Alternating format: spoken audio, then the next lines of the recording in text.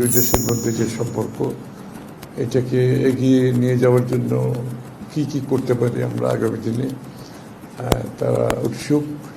Bangladesh Russia relationship তো অনেক দিনের, স্বাধীনতার যুদ্ধ থেকে শুরু করে। তো সুতরাং এই সম্পর্ককে এগিয়ে নিয়ে যাওয়ার জন্য কয়েকটি এরিয়াতে তাদের তো যথেষ্ট ইন্টারেস্ট রয়েছে বাংলাদেশের বিনিয়োগের জন্য, এবং ট্রেডের বিষয়ে যথেষ্ট ইন্টারেস্ট আছে। বাংলাদেশের নির্বাচন নিয়েও বলেছেন যে নির্বাচন কত তাড়াতাড়ি হতে যাচ্ছে তারা জানতে চাচ্ছে। আর দুই দেশের মধ্যে এনার্জির, রাশিয়া তো একটা এনার্জি রিচ কান্ট্রি, সুতরাং এই ক্ষেত্রে আমাদের দুই দেশের মধ্যে কি কোঅপারেশন হতে পারে আগামী দিনে সেটা আলোচনা হয়েছে। আর কালচারালি রাশিয়ার তো অনেক রিচ, তাদের অনেক ঐতিহাসিক দেশ, সেখানে বাংলাদেশের সাথে সেখানেও তারা কাজ করতে চায়। এই মূলত অতটুকু আর কি।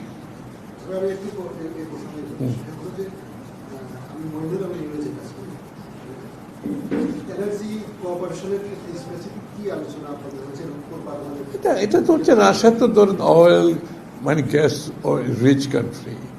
তো আরেকটা বিষয়ের সঙ্গে বলছি, সেটা হলো যে আমাদের যে এক্সপোর্ট রাশিয়াতে সেটা গত কয়েক মাসে ডিক্লাইন। হ্যাঁ, না ট্রেড ইমপ্রুভমেন্টের ব্যাপারে তো রাশিয়াতে আমাদের মার্কেটিংয়ের যে সমস্যা আমরা বলেছি যে মার্কেটিংয়ের যে সমস্যাগুলো আছে এগুলো সমাধান করা দরকার।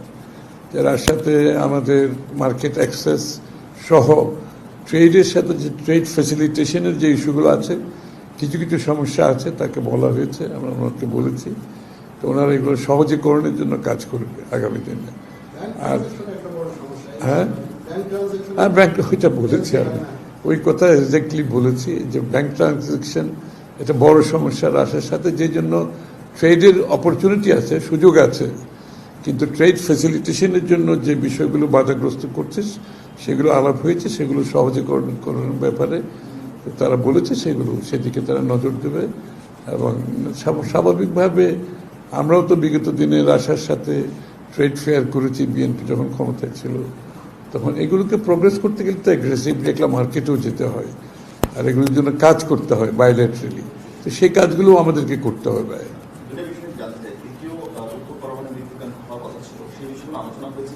হ্যাঁ, ওরা বলেছে ওটার জন্য অপেক্ষা করছে তারা। বাংলাদেশ সাইড থেকেও তারা ওই কোঅপারেশন চাচ্ছে। ওটা সমাপ্তি করতে তো হবে। একটা প্রজেক্ট নিয়ে আলোচনা তো সেটা ভিন্ন আলোচনা, কিন্তু সেই প্রজেক্ট তো এখন শেষ পর্যায়ে, এটা সমাপ্তি করে তো বাংলাদেশের সেখান থেকে যে একটা বড় বিনিয়োগ হয়েছে সেখানে প্রশ্নবিদ্ধ আছে অনেক কিছু, সেটা ভিন্ন আলোচনা। তবে এটার সমাপ্তি করে এটা কিভাবে হ্যান্ডওভার করবে যত তাড়াতাড়ি সম্ভব। তারা বলছে ক্রেডিট লাইন যেটা আছে সেটা দরকার হলে আরও এক্সটেনশন করতে পারে, যে গ্রেস পিরিয়ডে তারা এক্সটেনশন করতে পারে। তো এগুলো আলোচনা সাপেক্ষে করা যেতে পারে আর কি।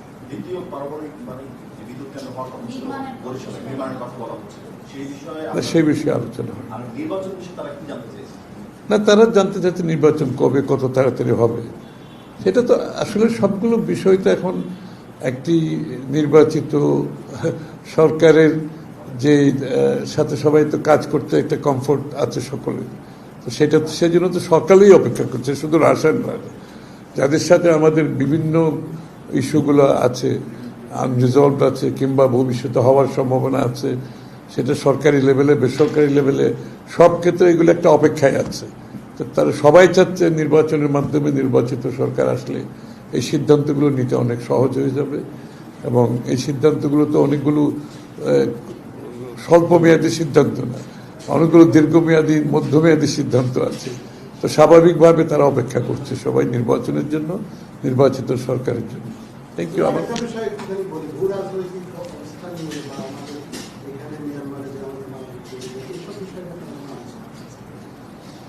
হ্যাঁ, আলোচনা তো হয়েছে সবকিছুই। সকলের তো কনসার্ন আছে যে সবাই এই এলাকায় একটা স্টেবিলিটি চায়। কেউ চায় না যে এটা ভৌগোলিক একটা আমাদের জিও স্ট্র্যাটেজিক যে বিষয়টা আছে, এটা যাতে স্টেবিলিটিটা যাতে অব্যাহত থাকে, এটা সকলের ইন্টারেস্টে সকলে চায়।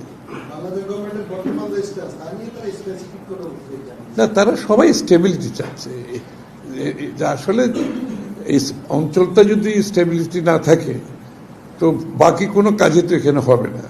বাংলাদেশ শুধু ইনসিকিউর তো নিরাপত্তাহীনতায় ভুগবে না, পুরো অঞ্চলের মধ্যে একটা নিরাপত্তাহীনতা আসবে।